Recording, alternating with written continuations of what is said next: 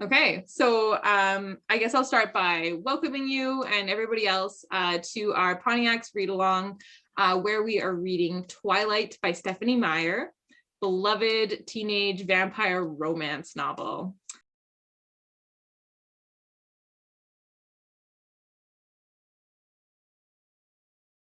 I've got your first Twilight related question for you guys. So, when you're in the zone, do you feel like time slows down? Or like Bella, do you think that things get clearer? I think it's like, for me, when I'm, in the zone, it's kind of a little bit of both, if I'm allowed to say that, or if I have to pick one. You don't have to pick one. Because sometimes, okay, because in the moment, it feels like it's slowed down for some reason, and it just kind of comes to you right there, and it just seems like it happens in that way in slow motion, and then kind of right after you're like on the edge of like getting out of the zone, everything seems to kind of like come clear, and you're kind of like, oh, like that kind of just happened. Because sometimes when you're in the zone, you don't really realize it until afterwards. So if that makes sense. It does. That's interesting. Cam, how about you? Yeah, when I'm in the zone, it's really slow. Like everything's really takes a long time to complete that task, I guess.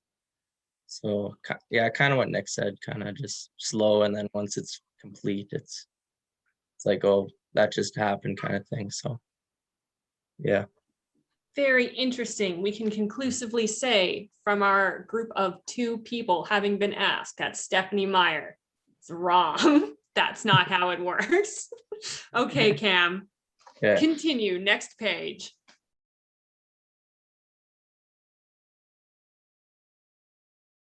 Pause there for your second Twilight question. Okay, so Bella just got injured in front of everyone in the whole school, or not injured. It's very unclear at this point, and also unclear at the end of the chapter, but we'll get there. So have you ever been injured on the ice and in front of your friends? And if so, what was going through your mind? Were you embarrassed or were you concerned about the injury?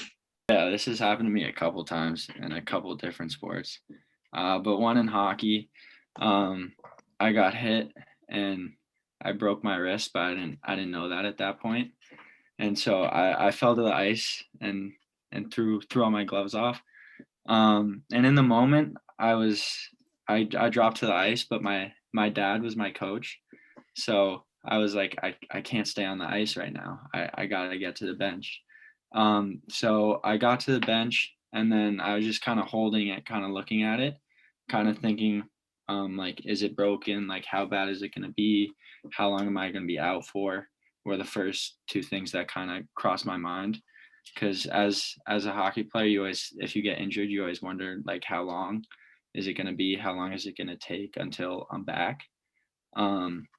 So it's always a tough thing. And definitely, I was angry. I was crying at the point, not gonna lie. But yeah, so kind of just like a flood of emotions came right through as it happened. Yeah, I remember this one game. Oh, go Nick. Okay. No, go ahead. I finished. I remember this one game. I got hit and I broke my collarbone. So I didn't know it was broken at the time. So I played another shift. But then like I took a shot and it was weak. So I went off and I got the trainer to look at it, and he's like, all right, you have to go to the hospital kind of thing. So I'm scared at that point because I don't like going to the hospital. So I was like nervous, scared, and I was just wondering how long I was going to be out and if I need surgery and all these different emotions. So yeah, it was just nervous. I was just gonna say, I love that it wasn't the pain. It was like, oh, my shot was kind of weak, so I went off. Yeah. Yeah. Well, it didn't hurt. It didn't hurt at all. Like, yeah, it just didn't hurt. So I went to the hospital and it was broken. So that was the time during playoffs too. So I was kind of sad that I got to miss the playoffs there. So yeah, it would be tough. So you're saying this reaction is kind of normal to be like injured, but maybe not immediately knowing that you're injured and kind of continuing to go on normally? Adrenaline. Yeah. Mm. But then sometimes maybe your hand is the wrong way and you can really tell. Yeah. Yeah, usually can. Like, Yeah. well, at least I could right away that something was pretty wrong. But definitely different situations, as someone said, once the adrenaline's going, like you don't really feel anything, but once it wears off, you really start to feel it. So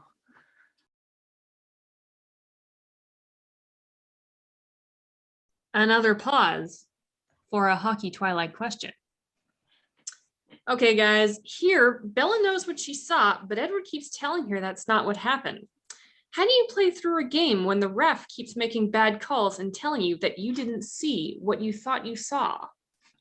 I mean, you kind of just gotta, unfortunately, play through it. I mean, me personally, I always give the ref a little piece of my mind. You know, if he missed something, I'm gonna let him know. He probably won't like that.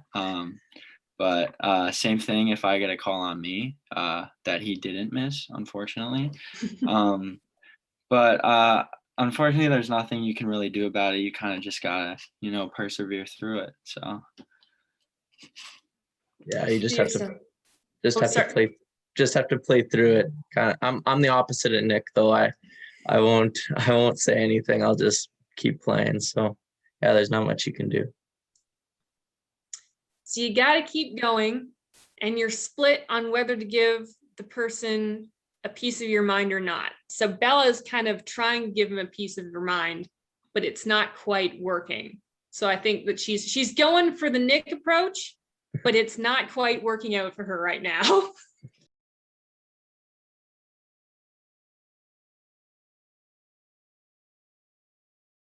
That's the end of chapter 3. Excellent job, guys. I have another hockey question for you now that you've made it all the way to the end.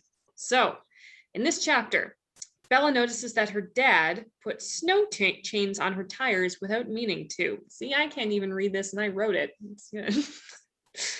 Are there things that hockey players do for each other or that teammates do for each other without asking for recognition or just without being recognized?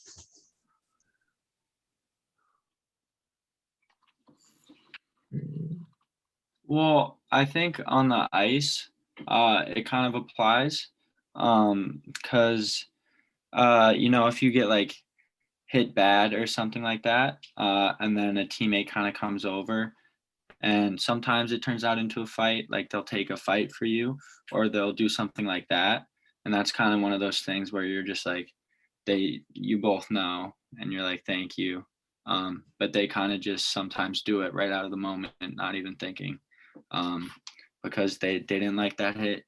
You didn't like that hit, the team didn't, and so they decided to do something about it on their own. So I think that's one part.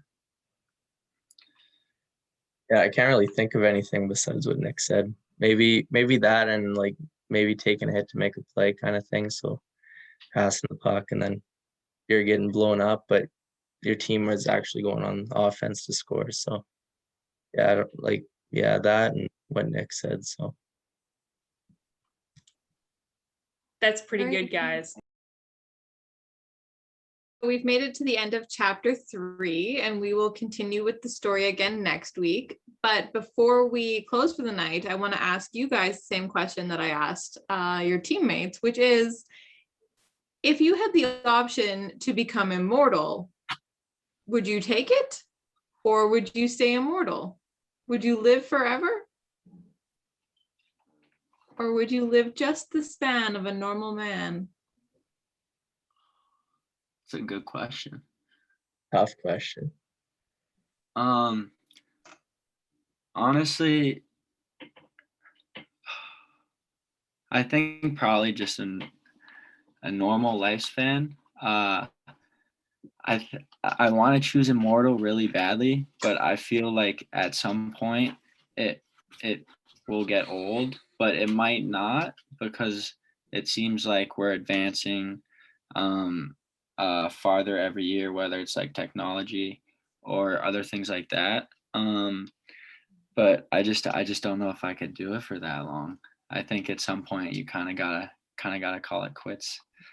But so that's what I think. So you're curious about immortality, but you're not convinced yet. Very curious. But yeah, I would say not convinced at this point. But I could be swayed. So Maybe by the end of the book. maybe we'll have What do to you find think? out. Yeah. Well, I hope that you'll continue to read along with us. Cam, what do you think? Would you take immortality, or would you just stay immortal? I don't know. I think I would want to live forever. I don't know what the reasoning would be. Kind of scared of dying, so that was my kind of the switch to go live forever. So Mm-hmm. Yeah, I mean, that's as good a reason to live forever as any, right? Like, what happens after you die? I don't want to find out. So I remember watching, there was a Twilight Zone episode. They were on sporadically as I was a kid. And there was one where after you die, you're actually just stuck in your corpse. And it's freaked me. Yeah, I know. And that's where I've been at. Oh, yeah. That sounds terrible. And now everyone else can deal with that too. Yeah. Where was I? I was reading online the other day about like people getting buried when they were still alive in like the old days, and like, you know, Saved by the Bell, like having a little bell tied to your hand. And yeah, if I could just live forever and avoid any post-death shenanigans, I think I would choose that. Plus, like, there's so much to see, right? And like, we'll probably go to space and like live in space at some point, and I want to do that. I don't want to miss out on it because I got old. I would choose immortality in a heartbeat. But like, I would also, like, if I could become immortal, I would like also to find a way for my dog to become immortal, because like I'll need company for sure. I don't want to go to space. It looks scary. Fine, no one's gonna make you go to space, Joe. Okay. Joanne, I'm gonna make you go to space. You're gonna be immortal. Things can't be scary after you're immortal. Come on, Joe. Yeah. Everybody else is going to space. Okay. Nick, Cam, are you coming to space? of course, Everybody else is going. I'd go. Yeah. Perfect. So first stop hockey camp, and then next stop space. Perfect. Wicked. It's gonna be a great summer. This is a remake of Space Jam, just with a hockey twist.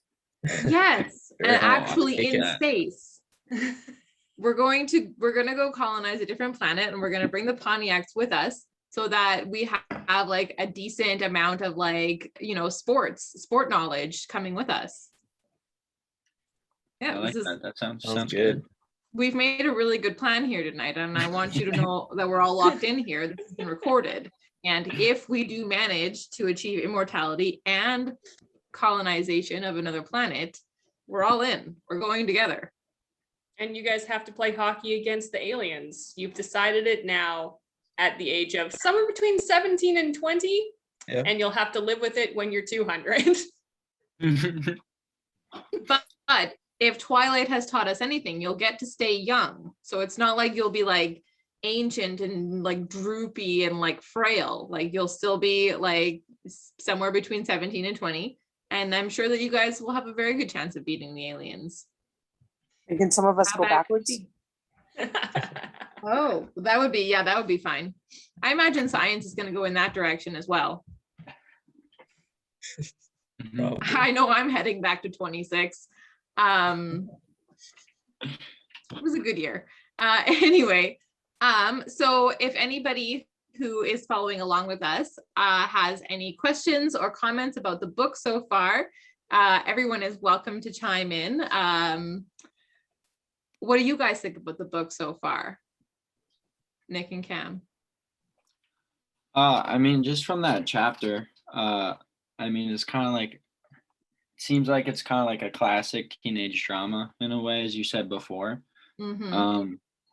With Bella and Edward, it seems like, I mean, there's always like something that's not right between teenagers. But I mean, It's more not I'm right than intrigued usual. by, yeah, I'm intrigued by the immortality part. And I mean, my man Edward stopped a car with his bare hands. So that's pretty cool, not gonna lie.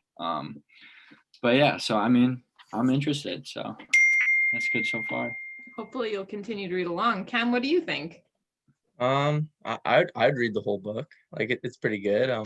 You can relate lots of like kind of the hockey stuff to this book. So Yeah, it's I kind like of it. interesting, especially the whole like, yeah, the gaslighting and like Yeah. knowing that you've seen something and being told no, you didn't see that. Like, I imagine that's one of the most frustrating things about sports. Not that I'm deeply athletic, self-proclaimed nerd at the helm here. But yeah, but like, so I watch a lot of soccer, and you have a ton of divers in soccer, like yuck. Yeah. But then every now and then you'll see somebody go completely flying top over tea kettle and there's no call. And you're like, are we watching the same game, ref? Like what the heck? And yeah, that's really frustrating. Like I've seen players who are gunning for each other, and it comes and it's a filthy dirty hit, and it's like the ref's blind. Like, what are you watching? It's crazy. Anyways, I get a little worked up about that stuff. But also the whole, like, I mean, I'll admit that everything is gender politics for me, but the whole Bella, like, she hates it in the 4 exam. Michelle's like, just turn her off. Michelle's gonna mute me in a minute. The whole, like, Bella's just like so sick of the Forks and she doesn't want to be there. And then she meets one guy who doesn't like her. And now she's like, oh, I want to go to school. I can't wait. Oh, it's stupid, but I can't stop. Like, it's be stronger, Bella. Honestly, it's ridiculous. I got through my rant and Michelle didn't mute me. Ha. I was surprised reading this chapter, like just this chapter. It was surprisingly, that part was very irritating, but there was the nice part with her dad and the snow chains, and I thought Yeah. that was nice. I'll give Stephanie Meyer that. That was Stephanie sweet. Meyer has family values. Charlie is an angel throughout this book series, which I did read when I was a teenager. So I know what's going to happen. I'm absolutely Team Jacob.